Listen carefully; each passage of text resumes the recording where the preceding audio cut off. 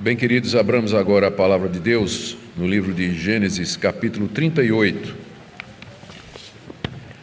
onde nós iremos ler a história de Judá e Tamar. Como o texto é longo, essa leitura será feita à medida que a exposição bíblica prossegue, para que nós possamos ganhar algum tempo com isso. Pai, estamos diante da Tua palavra aberta e pedimos que Teu Espírito Santo nos ilumine na sua compreensão e na aplicação das suas verdades para nós. Em nome de Jesus. Amém. Meus irmãos, da última vez nós vimos como José foi vendido pelos seus irmãos a uns ismaelitas que viajavam para o Egito para mercadejar especiarias. E os irmãos, movidos de ódio à sugestão de Judá, depois de jogar José num poço, tiraram e venderam àqueles mercadores. Lá no Egito, José é comprado como escravo por Potifar, que era um alto oficial do faraó. E a história parou aí, final do capítulo 37. E somos então surpreendidos por uma história que parece um parênteses ou uma inserção, ou uma digressão que Moisés faz a respeito de uma história, no mínimo escabrosa, sobre um dos irmãos de José, chamado Judá, e uma mulher chamada Tamar. Essa história, ela entra aí e nós ficamos meio que sem saber qual a relação que tem com o propósito geral que nós veremos no final. É um propósito que, quando bem procurado, se encaixa no objetivo da história de Gênesis, que é a respeito da descendência santa, daquela descendência escolhida, descendência da mulher, que tem a origem lá no jardim, quando Deus disse à serpente que viria alguém da semente da mulher que esmagaria a sua cabeça. Então, nós entendemos que, no final, a história que temos aqui no capítulo 38 vai se encaixar perfeitamente dentro do plano maior do livro, que é traçar a trajetória dessa descendência, dessa semente da mulher, da qual viria aquele em quem todas as nações seriam abençoadas. Vamos então para o texto. Na primeira parte do relato, Moisés fala como Judá, um dos irmãos de José, constitui a sua própria família. Está aí do verso 1 ao verso 5, farei a leitura. Aconteceu por esse tempo que Judá se afastou de seus irmãos e se hospedou na casa de um adulamita chamado Hira. E ali Judá viu a filha de um cananeu chamado Sua ou Suá, pode ser as duas pronúncias. Ele a tomou por mulher e teve relações com ela. A mulher ficou grávida e deu à luz um filho, e Judá lhe deu o nome de Er. Ela ficou grávida outra vez e deu à luz um filho, a quem ela deu o nome de Onã. Mas uma vez ela ficou grávida e deu à luz outro filho, a quem ela chamou de Selá. Ela estava em Quezibe quando o teve. Aqui nós lemos o relato de como Judá se aparta da sua família, do seu pai Jacó e dos seus irmãos que moravam em Hebrom. Ele era o quarto filho de Jacó e tinha pouco mais de 20 anos quando isso aqui aconteceu, essa apartar-se. Ele sai de casa, ele tinha mais ou menos 20 anos de idade, quando a gente faz a cronologia direitinho. Tinha sido ele que sugeriu a venda do seu irmão José para os mercadores ismaelitas, e talvez essa tenha sido a razão pela qual ele resolveu sair de casa, porque a culpa acabou ficando em cima dele. Talvez uma tensão, uma consciência culpada, a gente não é dito o motivo aqui, mas o fato é que ele então sai de casa, se afasta dos seus irmãos e de seu pai e vai morar numa cidade chamada Adulão. Se você olhar no mapa, ela fica a noroeste de Hebrom, ao norte, não é muito longe, mas era uma das principais cidades dos cananitas, dos cananeus que moravam naquela região.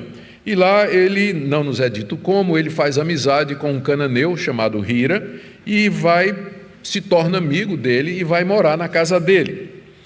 E talvez porque ambos fossem pastor de ovelhas, porque Judá, quando sai de casa, a gente vai ver mais adiante, ele levou também uma parte do rebanho do seu pai, talvez como uma herança antecipada.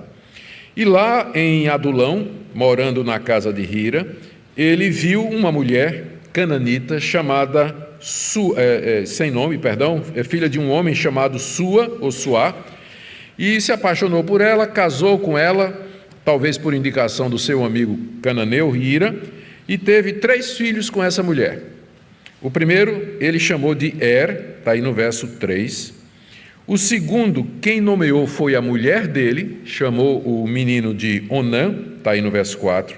E o terceiro foi ela também que deu o nome, Selá, está aí no verso 5. E tem um detalhe aqui, que Moisés acrescenta, que esse último filho nasceu quando eles estavam em Quezibe. Se você olhar o mapa, Quezibe é uma cidade bem pertinho de Adulão. Então saiu de casa, mais ou menos 20 anos de idade, levou uma parte do rebanho do pai, foi morar numa cidade de cananeus, distante de Hebrom, não muito. Lá conheceu esse amigo chamado Hira, talvez por indicação dele conheceu essa mulher, que não era do povo de Deus, casou com ela era filha de um cananeu chamado Suá, tiveram 3 filhos, Onã e Selá. O ponto aqui, eu creio, que nós devemos prestar atenção, é que Judá estava desobedecendo a orientação que havia na família patriarcal, Abraão, Isaque e Jacó, de que eles se casassem em família para preservar a linhagem, para preservar os ensinamentos, o culto a Deus e a verdade que vinha sendo passada de geração em geração, desde Sete até Abraão, Isaque e Jacó. Judá desobedece a orientação e a partir daí, e é bíblico, a gente vê como isso, a Bíblia é muito verdadeira, um abismo chama outro abismo. Então, saiu de casa, não tem nada errado com isso, mas aí foi morar com os cananeus, casou com uma mulher cananeia também, e a partir daí as coisas começam a andar errado. Aqui ele está colocando em risco aquela descendência da mulher, a linhagem santa que haveria de vir, já que nós vimos, ele provavelmente seria o herdeiro, uma vez que Simeão e Levi e Rúben se desqualificaram por uma série de atos violentos e imorais que nós vimos nos versos anteriores. Bom, lá nos é dito que depois de um tempo, Judá arranja uma esposa para o seu filho mais velho. Vamos ler aí, do verso 6 ao verso 11. Acompanhe por gentileza. Judá tomou uma esposa para o seu primogênito. O nome dela era Tamar.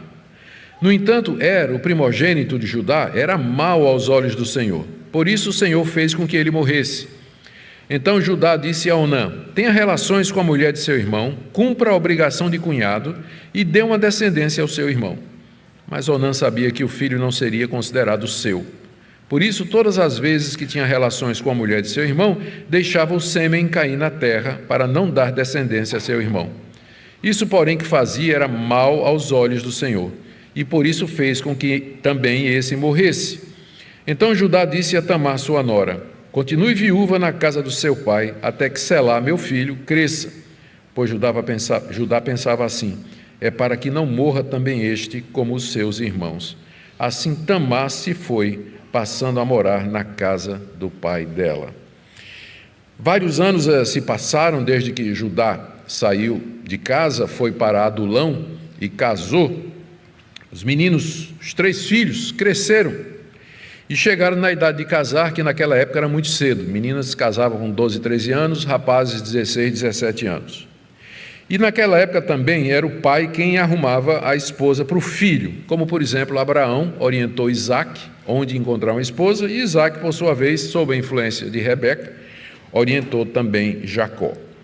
Para que a gente entenda esse texto que acabou de ler, é preciso lembrar aqui o que é chamado a tradição do levirato ou a lei do cunhado. Ela existia no Antigo Oriente entre os mais diversos povos, não era só entre os semitas, não. A razão era a importância que era dada no Antigo Oriente em um homem morrer e deixar filhos, uma descendência. Todos queriam casar e todos queriam ter filhos. Essa era a visão, a cosmovisão do Antigo Oriente. Família muito valorizada, filhos muito mais, quanto mais filhos melhor. Esse era o desejo, esse era o pensamento daquela época. Então surgiu essa tradição, a gente não sabe a origem, mas com certeza a causa é esse desejo de deixar uma descendência, que veio a ser chamada de levirato ou lei do cunhado. Significava o seguinte: quando um homem morria e ele não deixava filhos, o seu irmão tinha obrigação de casar com a viúva do seu irmão, mesmo que ele já fosse casado, e gerar filhos que seriam considerados como filhos e herdeiros do irmão morto. Essa é a lei, e é chamada obrigação do cunhado. O irmão morreu, não deixou filhos, então o irmão mais chegado tinha a obrigação de casar com a viúva e gerar filhos com ela, filhos que seriam não dele, mas do irmão morto, termos legais, em termos de posse de terra, repartição de herança, continuação do nome, em termos de descendência, havia todas as implicações legais a respeito disso. Então é isso que está por detrás aqui. E para os semitas, para a descendência de Abraão, Isaque e Jacó, que vem desde Sete, isso era particularmente importante, porque eles sabiam que eram portadores da promessa de Deus, de que da descendência dele viria aquele que abençoaria todas as nações da terra. Portanto, essa questão de descendência era muito séria para eles. Daí então, quando morreu, Judá arrumou uma esposa para o seu filho mais velho, uma cananita chamada Tamar.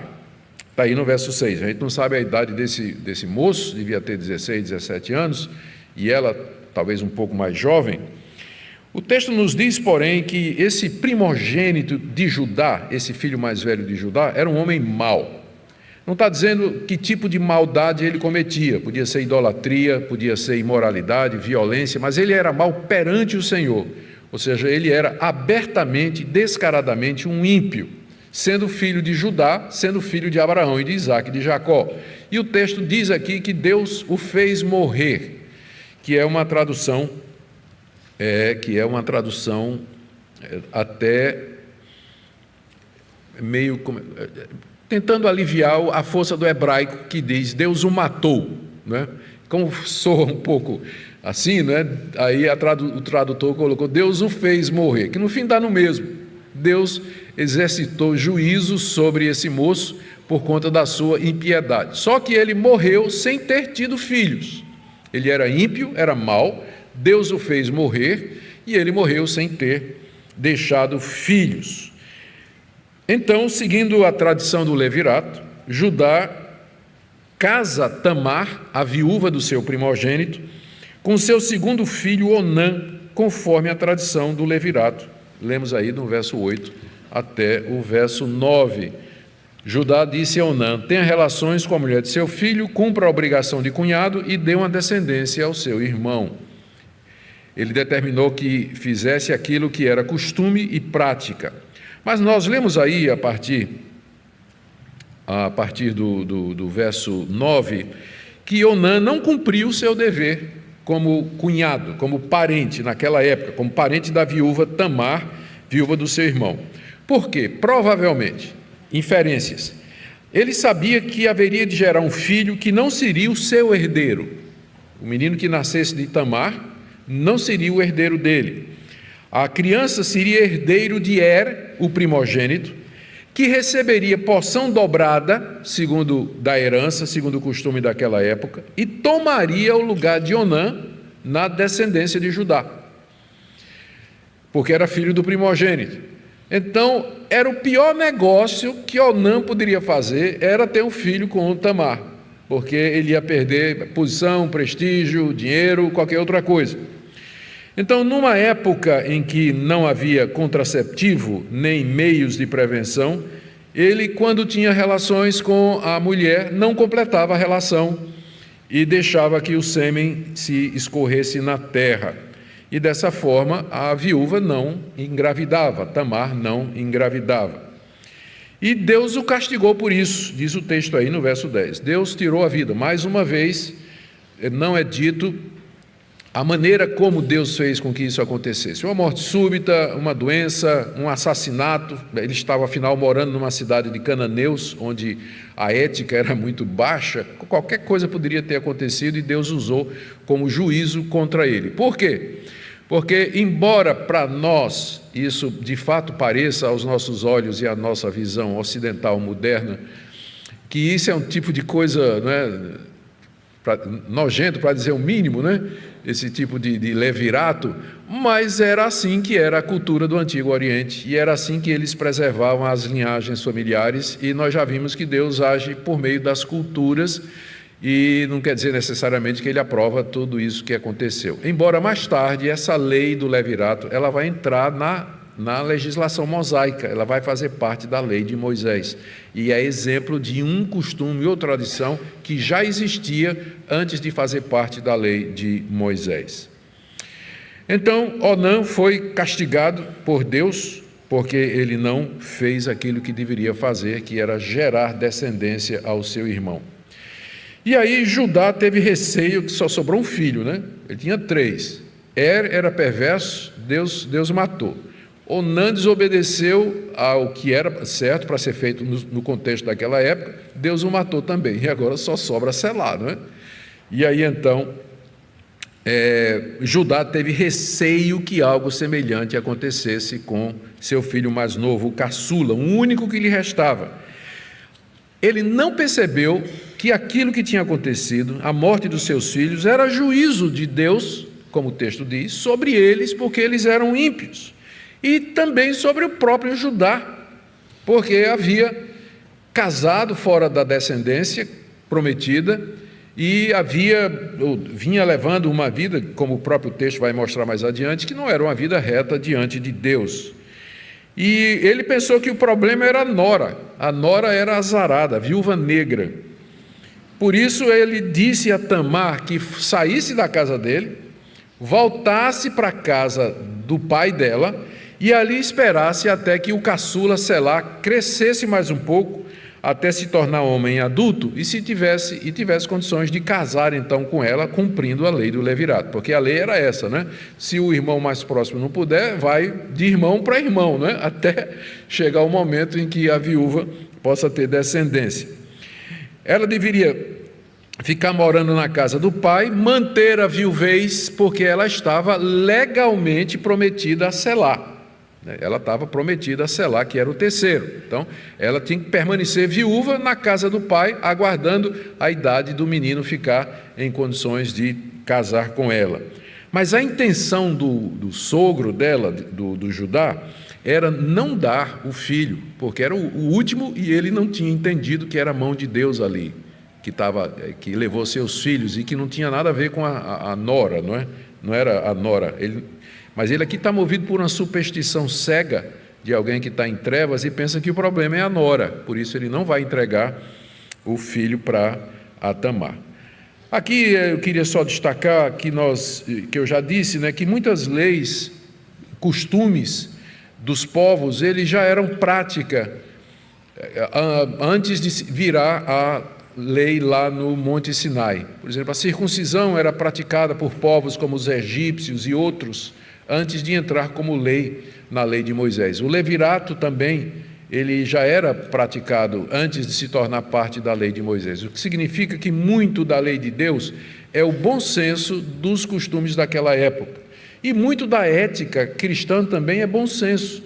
Quando a Bíblia manda, por exemplo, que você seja honesto, isso é bom senso. Quando a Bíblia diz que você deve perdoar, isso é bom senso. Quando a Bíblia diz que você deve obedecer seu pai e sua mãe, isso é óbvio. Até quem não é crente sabe que isso é a maneira como a sociedade se organiza, como é que isso deve ser feito. E aqui você tem um exemplo disso aqui, de passagem apenas. Bom, e agora nós chegamos num ponto curioso da história, né, que já é por si só bem estranha, é que Judá é enganado por Tamar. Tamar não levou para casa não, isso aí. Né? Tamar disse que ela não ia ficar até o fim da vida na espera não, e ela resolveu enganar o sogro com requintes de maldade, né? Com requintes de maldade, que seria engravidar dele, já que ele não quer dar o filho, então eu vou engravidar dele. E o momento apareceu com a morte da mulher de Judá.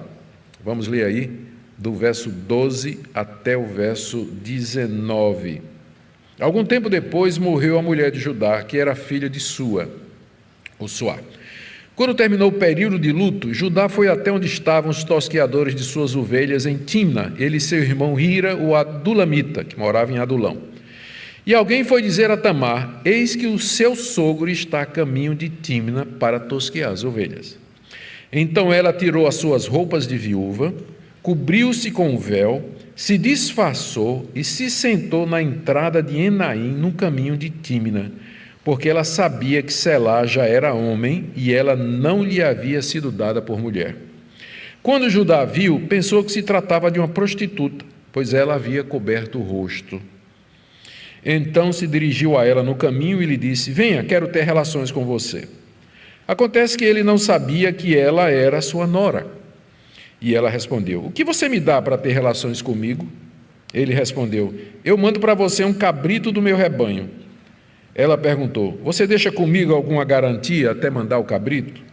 Ele respondeu: que garantia eu posso deixar com você? Ela disse: o seu selo, o seu cordão e o cajado que você tem na mão. Ele lhe deu os objetos, teve relações com ela e ela ficou grávida. Tamar se levantou e foi embora, tirou o véu e pôs outra vez suas roupas de viúva. Eu não sei nem como descrever essa passagem aqui.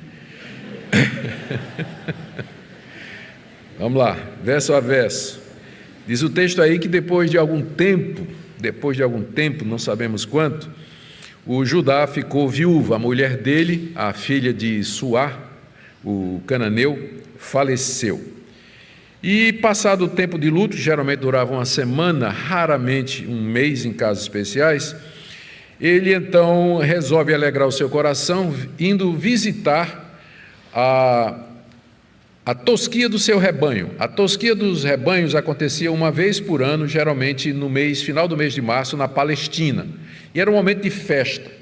O dono do rebanho, então, contratava os trabalhadores que tiravam a lã das ovelhas. Aquela lã ia ser usada para fazer roupa, ia ser vendida. Era um momento assim em que era um dos momentos em que o dono de rebanhos fazia dinheiro, muito dinheiro, com a tosquia. E aí ele dava banquete, chamava os seus amigos, fazia uma festa. Então, passou o luto, Judá disse: vou alegrar o meu coração, vou lá para as bandas de Timna, para onde estão os meus rebanhos, e eu vou me alegrar, e, enfim, vou sair do luto que eu estou aqui com a morte da minha mulher. E é por isso que ele levou seu amigo Hira, o de Adulão, porque era um momento festivo, né? Diz o texto aí, no verso 12, que ele se dirigiu para aquela região. Morreu a esposa, passado o tempo ele foi para ver as ovelhas em Timna, onde estava o seu rebanho. Lembra que eu disse no início que quando ele saiu de casa, ele levou uma parte da herança. A gente sabe por causa disso aqui, né? Porque a essa altura aqui, ele já tem rebanhos suficientes para dar uma festa, fazer tosquiadores. De onde veio isso? Ele provavelmente trouxe como parte lá da sua herança quando saiu da casa do seu pai. Alguém informou Tamar dessa viagem do sogro, de que ele estava saindo de Adulão e ia para Tímina. Alguém que sabia que ela era nora de Judá, alguém que sabia da situação, que ela era viúva e que estava prometida a Selá. Que disse: olha, o teu sogro saiu lá de Adulão e está indo lá para Tímina para ver a tosquia das ovelhas. E Tamar então decide que chegou o momento de engravidar, ou de engravidar engravidar, só que agora do sogro, né? Ela sabia, a essa altura, já estava evidente que algum tempo havia passado, que Selá já tinha chegado na idade de casar com ela e que ela não tinha sido dada como esposa para ele. Judá não mandou que o rapaz se casasse com ela. Então ela se vestiu como uma prostituta cultual. A gente só vai saber que ela se vestiu como prostituta cultual mais adiante no texto, mas eu já vou antecipar. O que era uma prostituta? Ela tirou as roupas da viúva, colocou um véu e se disfarçou. E ficou no ponto. O ponto. O que é isso aqui? Então, deixa eu tentar dar aqui algumas explicações para a gente compreender o texto. Prostitutas cultuais eram sacerdotisas que trabalhavam nos templos pagãos, nos cultos de fertilidade. Os cananeus tinham muitos deuses, e o culto que era dado a esses deuses eram chamados cultos da fertilidade, porque eles encenavam ou eram baseados nas estações do ano: a semeadura, a colheita, a plantação, a espera da chuva.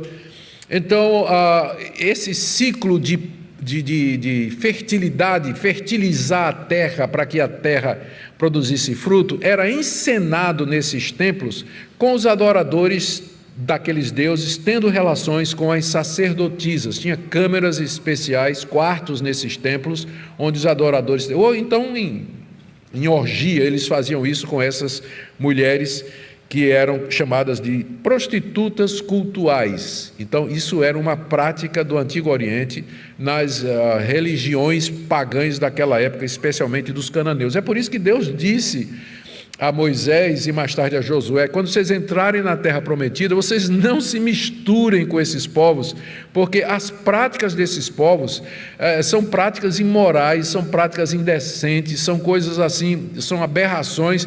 Por isso que Deus queria uma separação completa, e é por isso que Judá erra quando ele sai, deixa a sua tradição e vai lá morar nos cananeus e faz família lá. Só podia dar essa confusão que a gente está vendo aqui. Bom, essas prostitutas cultuais, ou do templo, como elas eram chamadas também, prostitutas do templo, elas praticavam, quando elas não estavam no templo pagão, nos cultos, elas praticavam a prostituição nas ruas, e tinham o seu ponto, né? E tinham o seu ponto, como hoje. Tinha um lugar certo onde elas ficavam, que as pessoas sabiam que ali tinha prostitutas, não é?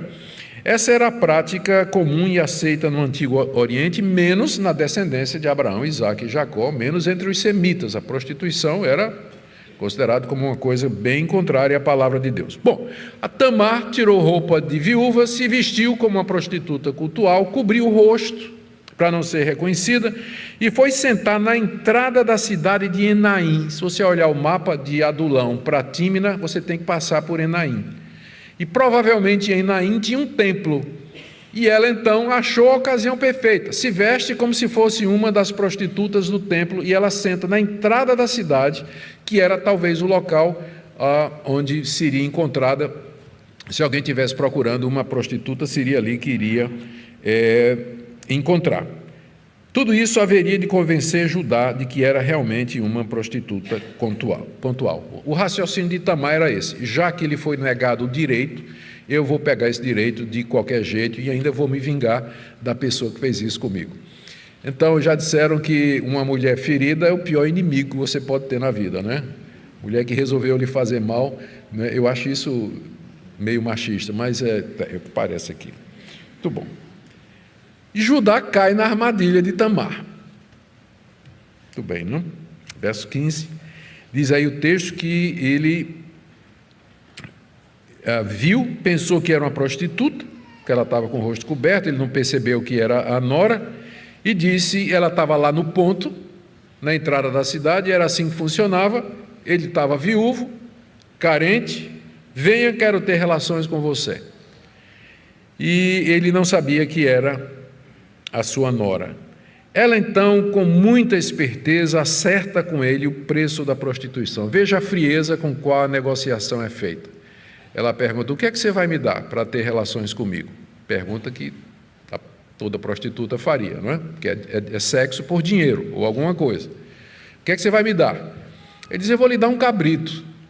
Ele está indo lá para a tosquia, né? Vai ver para os rebanhos, então ele lá sabe que tem cabrito lá. Então, era esse mais ou menos o preço da prostituição naquela época, um cabrito. E aí ela diz: mas você não tem cabrito nenhum aqui? Não, mas eu vou mandar trazer. Não, mas eu quero uma garantia. Que garantia você me dá de que você vai mandar o cabrito? Aí ele disse: o que é que eu tenho para dar de garantia para você? Ela disse: você me dá o seu sinete com cordão e o seu cajado. 3 objetos únicos que identificavam a pessoa. O sinete era um cilindro de bronze, que naquela época, quando o pessoal não tinha assinatura, você ia fechar um contrato, você colocava cera ou barro e rolava aquilo ali que tinha uma marca sua, única. Então era o sinete. E ele era oco e era furado por um cordão, que geralmente de ouro, né, que pendurava no pescoço. Esse era o sinete. E o bordão era um cajado, símbolo de autoridade, de nobreza, e que tinha os seus detalhes que identificavam o seu dono, que era aquilo que ele estava vestindo naquela hora. Tão ansioso ele estava, e daí vocês veem que o impulso sexual é um péssimo conselheiro, não é? Porque até em termos práticos ele estava pagando muito mais, não é? Os objetos pessoais valeriam muito mais do que o cabrito. Então ele, cego pelo desejo, pela luxúria, então ele resolve entregar à mulher aqueles objetos e tem relações com ela. Terminada essa tragédia moral, Tamar se levanta, se retira do local onde tiveram relações, se veste de viúva e vai para casa. E pouco tempo depois ela constata que seu plano deu certo, porque ela estava grávida de Judá. Grávida de Judá. Queridos, nós vemos que esse capítulo cheio de detalhe de imoralidade e perversão só entrou na Bíblia, só pode ter entrado aqui na Bíblia, por causa da sua importância para a gente acompanhar o caminho da linhagem escolhida de onde viria Jesus Cristo, como vocês verão logo no final. Essa é a única razão para a gente ter um capítulo com detalhes sórdidos assim, de práticas imorais na Bíblia. Por outro lado, a gente aprende que a Bíblia é um livro pé no chão. Essa é a realidade, essa é a vida. É assim que as coisas aconteciam naquela época. A Bíblia não é para fracos, por assim dizer. E talvez seja uma boa oportunidade, aí eu estou vendo alguns jovens aqui, adolescentes, não é? É uma boa oportunidade para os pais baterem um papo com os filhos a respeito desses assuntos, para não serem educados de outra maneira e por outros professores. Também a gente percebe, pensando na prostituição cultual, como desde a antiguidade, religião e desvios sexuais formam uma combinação perversa e maligna. Formam uma combinação perversa e maligna, onde nós precisamos ter muito cuidado com isso aqui. Vamos agora para como é que a história se encaminha para o seu fim, né? Moisés é um hábil escritor, não é? Então agora ele vai levar o leitor para o fim surpreendente. E o que ele narra agora, do verso 20 a 23, é o sumiço da prostituta. A mulher sumiu, se evaporou.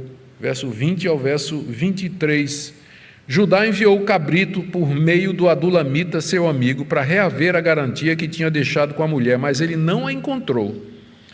Então o amigo de Judá perguntou aos homens daquele lugar: onde está a prostituta cultual? É a primeira vez que ela é chamada de cultual aqui, né? Mas eu adiantei para vocês. Onde está a prostituta cultual que costumava ficar junto ao caminho de Enaim? Responderam: aqui não havia nenhuma prostituta cultual. Ele voltou a Judá e disse: não encontrei a mulher. E além disso, os homens do lugar me disseram que lá nunca houve nenhuma prostituta cultual. Judá respondeu: que ela fique com aquelas coisas para si, para que não venhamos a passar vergonha. Eis que mandei o cabrito, mas você não encontrou a mulher. Judá cumpriu o combinado e mandou um cabrito para a prostituta, talvez não movido por um sentido de compromisso, mas porque percebeu depois que foi um mau negócio, um cabrito por tudo aquilo, aqueles símbolos da sua personalidade e da sua nobreza. Ira, seu amigo adulamita, não encontra a mulher em lugar nenhum. E pergunta aos moradores locais: onde é que está aquela prostituta que estava aqui a semana passada, 2 dias atrás, enfim. E os moradores locais dizem que ali nunca teve prostituta cultual nenhuma. E o amigo então volta para Judá de mãos vazias, verso 22. Ele diz que não encontrou a mulher. E Judá então achou melhor deixar como estava. Verso 23. Ele diz assim: que ela fique com aquelas coisas para si, para que não venhamos a passar vergonha. A vergonha que ele se refere aqui é que se os dois, fossem lá para a Enaim, a cidade, começassem a procurar a mulher, seriam alvos de zombaria e dos moradores da cidade, procurando a mulher que nunca houve. Então ele não quer passar essa vergonha e diz: é melhor eu perder os objetos do que passar vergonha e passar opróbrio. Aqui a gente vê como a consciência moral do homem é torcida pelo pecado. Ele não viu problema nenhum em negar seu filho à nora, como era para ter feito, não viu problema nenhum em se prostituir, sendo ele da linhagem semita, mas queria preservar a honra, Não quero passar vergonha Todo mundo vendo ali a gente. Você vê como é torcida a moral do homem quando ele se afasta de Deus, não é? Ele dá valor a certas coisas e desvaloriza outras, bem ao contrário do que a palavra de Deus nos diz. Por isso que nós precisamos da Escritura como luz, lâmpada para os nossos pés, luz para o nosso caminho, para que a gente saiba pesar, avaliar e tomar as decisões corretas. Judá aqui, ele acaba sendo humilhado, ele não queria passar vergonha ali, mas ele acaba passando vergonha e sendo humilhado pela sua nora, que é o que Moisés conta aí do verso 24 até o verso 26. Passado quase 3 meses, foram dizer a Judá: a sua nora Tamar se prostituiu, pois está grávida. Ao que Judá respondeu: tragam para fora para que seja queimada. Olha a hipocrisia, né? O juízo para com a nora, não teve a menor compaixão da sua nora, depois de ter feito todos esses males que nós acabamos de ler aqui. E geralmente é assim, não é? Por isso que Jesus diz: por que você vê a trave, você vê o cisco no olho do seu irmão e não vê a trave que está no seu? Tragam para fora para que ela seja queimada. Quando a estavam trazendo para fora, ela estava na casa do pai, não é? Naturalmente foi arrastada para fora de casa. Ela mandou dizer ao sogro: eu estou grávida do homem a quem pertencem estas coisas. E disse mais: veja se reconhece de quem é este selo, esse cordão e esse cajado. Alguém já disse que vingança é um prato que você come frio, né? Judá os reconheceu e disse: ela é mais justa do que eu. O homem que não queria passar vergonha, agora passa. Ela é mais justa do que eu, porque não a dei a selar meu filho. E nunca mais teve relações com ela. Após 3 meses, ficou óbvio que Tamar estava grávida. E como ela era viúva e prometida ao filho de Judá, foram dizer para ele com a acusação de que ela tinha se prostituído e ficara grávida no processo. A pena para prostituição praticada naquela época a mulheres casadas ou prometidas era a morte na fogueira. E é interessante que isso entrou também na lei de Moisés. Se você ler no Levítico 21, verso 9, está dizendo que se a filha de um sacerdote se prostituir, ela deveria ser queimada na fogueira. Entrou também na lei de Moisés isso aí.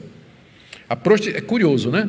O pessoal não perdoava uma mulher casada que se prostituísse ou prometida que se prostituísse, mas todo mundo praticava a prostituição cultural. Como eu disse, 2 pesos e 2 medidas na questão da ética, que não conhece realmente a palavra de Deus. Muito bem, a morte por fogueira era a condenação. Foram na casa do... Judá mandou tirar Tamar da casa do pai e queimá-la viva em público. E quando os homens chegaram e começaram a arrastar ela de casa, ela disse: só um minutinho, eu vou dizer para vocês quem é o pai da criança. Leve isso aqui para o meu sogro e pergunte para ele se ele reconhece o que é isso aqui, porque isso aqui pertence ao homem que me engravidou. E Tamar então identifica seu sogro como pai da criança, e Judá reconhece. Quando viu os objetos, né, deu aquele né? Eita! Ele entendeu, naquela hora ele entendeu tudo. E ele reconhece que ela tinha sido mais justa do que ele. Por quê? Porque ele não cumpriu a lei do levirato como devia, porque ela esperou pacientemente pelo certo, pelo selar, o tempo que foi necessário, e que finalmente, quando ela buscou ter um filho, buscou ter dentro da família, ele não foi procurar lá fora. E o texto diz aqui que naturalmente ela foi justificada, né, do que fez pela ética da época, porque ela tinha direito a um filho e o sogro não tinha dado, né? Então ela não foi queimada, mas diz aí também que Judá não teve mais relações com ela, isso naturalmente porque seria configurado como incesto. E agora toda essa história para chegar nesse ponto aqui. Toda essa história foi contada para a gente chegar nesse ponto que eu vou dizer para vocês agora, que é o nascimento de Perez, que é ancestral de Cristo. Versos 27 a 30. Aconteceu que, estando ela para dar luz, havia gêmeos no seu ventre. Ao nascerem, um pôs a mão para fora e a parteira, tomando-a, amarrou nela um fio vermelho, dizendo: este saiu primeiro. Mas recolhendo ele a mão, o outro nasceu primeiro. E a parteira disse: como você rompeu a saída? E lhe deram o nome de Pérez, que significa em hebraico aquele que rompe o caminho. Depois nasceu o irmão, em cuja mão estava o fio vermelho, e lhe deram o nome de Zera, que é parecido com a palavra hebraica para vermelho. Queridos, notemos aqui a ironia do texto, o final que a gente não esperava e a razão pela qual essa perícope está aqui na Bíblia. Aqui lemos o nascimento de Pérez, de quem virá o rei Davi e de quem virá Jesus Cristo. Na hora de Tamar dar à luz, descobriu que não tinha ultrassom naquela época, né? Então, na hora de dar à luz, descobriram que eram gêmeos. Surpresa! E na hora de nascer, o primeiro bebê começou a sair. E na hora que ele saiu, botou a mão para fora, foi marcado pela parteira com um cordão vermelho, que disse assim: esse é o primeiro, esse é o primogênito. Era importante isso aí, porque o primogênito tinha direitos naquela época que os demais filhos não tinham. Era importante marcar quem nasceu primeiro. Ela foi e já identificou com um cordãozinho vermelho. Mas aí o moleque encolheu a mão. E o irmão passou zunindo, ó, saiu, né? Que a parteira, pode ser, inclusive as traduções em inglês diz assim: behold, né? Uma expressão de espanto, né? Olha, o segundo saiu primeiro, né? O segundo saiu primeiro. E a parteira perguntou: como é que você conseguiu sair primeiro? No hebraico, romper, né? Primeiro. Como é que você conseguiu romper primeiro? E aí chamaram o menino, o segundo, né, que agora virou primeiro, de Pérez, que significa rompe caminho. E aí saiu depois o atrasado, né, o menino vagaroso, e foi chamado de Zera. Zera, aquele que tinha o cordão vermelho, talvez chamaram de Zera exatamente por conta da cor do cordão que tinha marcado a sua mão. É curioso que Pérez aparece aqui na genealogia de Jesus Cristo. Ele vai entrar na genealogia de Jesus Cristo. Eu leio aqui para vocês Mateus 1, 3 a 17, trechos escolhidos, porque a genealogia é longa. Quando Mateus vai dar a genealogia de Jesus, ele diz: Judá gerou Pérez e Zera, os dois gêmeos, cuja mãe foi Tamar. Tamar é a terceira mulher de procedência duvidosa que entra na genealogia de Jesus. As outras duas são Raabe, a prostituta, e Batseba, a mulher adúltera, com quem Davi adulterou. Judá gerou Pérez e Zera, cuja mãe foi Tamar. Pérez gerou Esrom, e aí vai.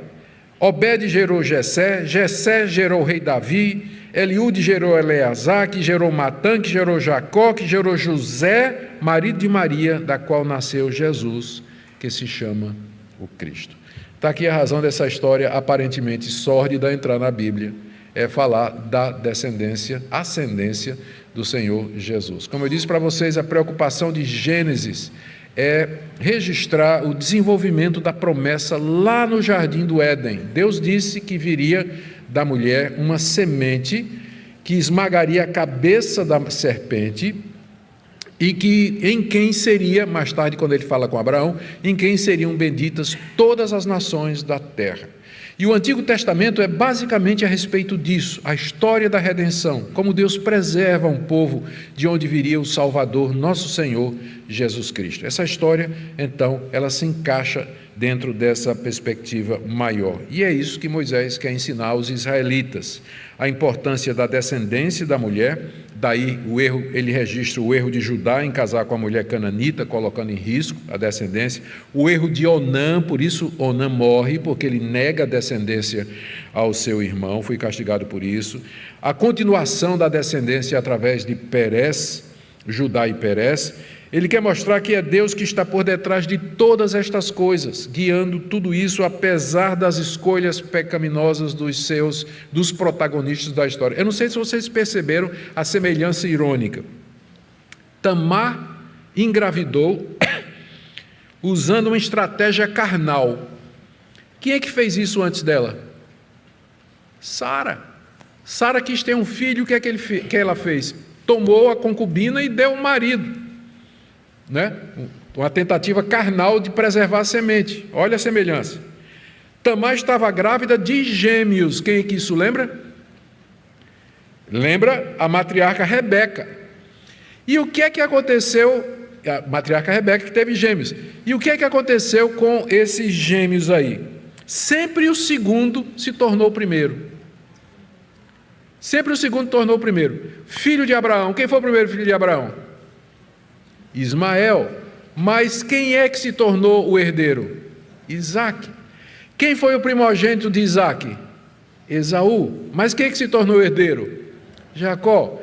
Então aqui era para ser Tera, o devagarzinho, mas vai ser Pérez.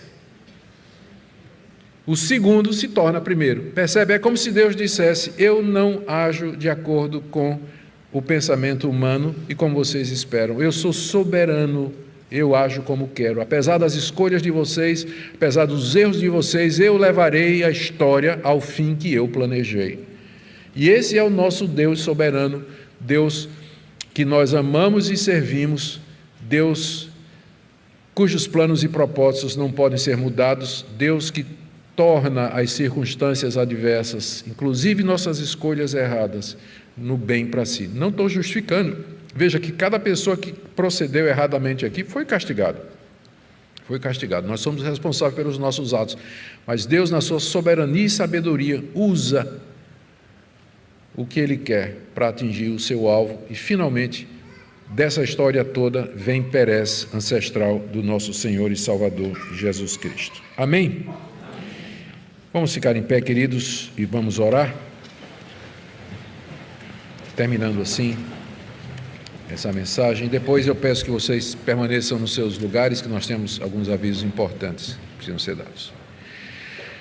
Deus amado, nós nos curvamos diante do Senhor, diante da Tua soberania, da Tua sabedoria, da Tua graça, da Tua misericórdia, que apesar da pecaminosidade das pessoas, Teus planos continuam imutáveis e Tu haverás de conseguir Teu propósito desde a eternidade estabelecido, que é ter um povo para o louvor da Tua glória, lavado no sangue do Redentor. Damos graças que a gente pode olhar para trás e entender agora, temos o privilégio da história. Obrigado por Jesus que veio, filho de Pérez, filho de Judá, filho de Abraão, Isaque e Jacó, filho da mulher, lá do jardim do Éden. Te damos graças pela fidelidade das Tuas promessas, porque em Jesus nós somos abençoados. Toma nas mãos, ó Deus, a nossa vida, abençoa cada pessoa que escutou Tua palavra, para que tenha ânimo, coragem, disposição de servir esse Deus grandioso e a nenhum outro. É em nome do Senhor Jesus que nós oramos. Amém.